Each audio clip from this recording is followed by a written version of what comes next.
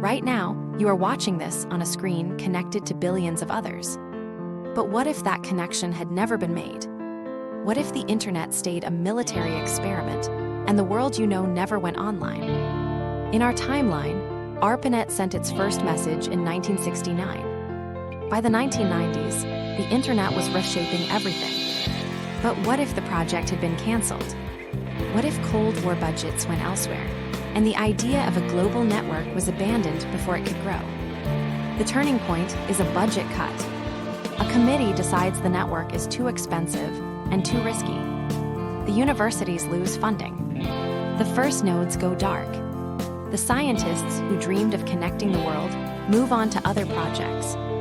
The internet is stillborn. Without the internet, there is no email, no instant messaging, no file sharing. Offices still run on paper memos, fax machines, and phone calls. News travels through television, radio, and morning newspapers. Information moves slowly, but people talk more. Office culture is more personal, but also more inefficient. Personal computers still exist, but they are mostly standalone machines. People use them for word processing, spreadsheets, and games. Software is sold in boxes at stores. Without the web, there is no Google, no Wikipedia, and no YouTube. Research means visiting a library and flipping through card catalogs.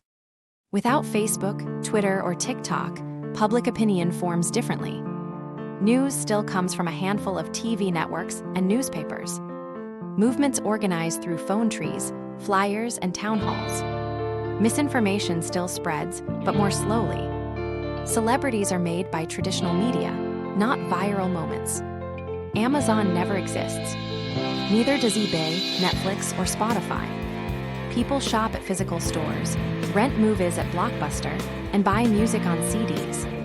Malls stay central to American life. Small local businesses thrive, but global competition is weaker. Prices are higher, and choices are fewer. Remote work is rare.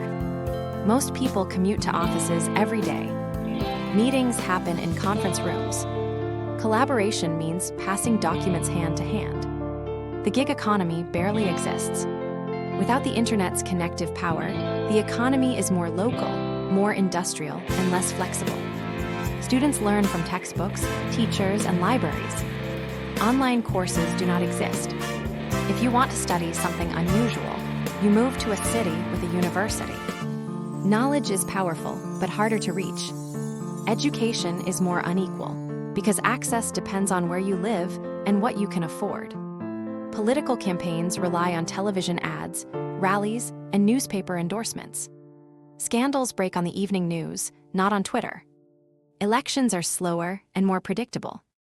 Populist movements still rise, but they organize through radio shows, churches, and unions rather than online algorithms.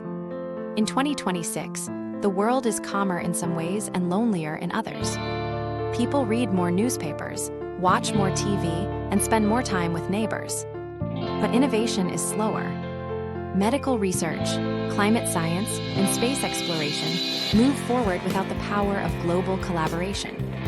Some problems are harder to solve. Without the internet, dictators find it easier to control information. Whistleblowers have fewer ways to leak documents. Protesters cannot organize globally.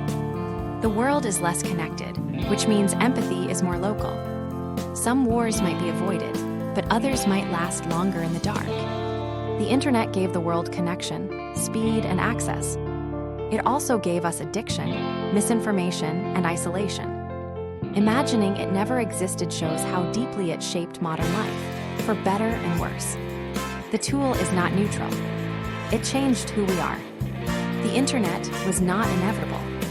It was built by choices, funded by governments, and spread by curious people. Without it, the world would be slower, more local, and less informed. But it might also be more patient, more private, and more human. The question is not whether the internet is good or bad. It is whether we are using it well.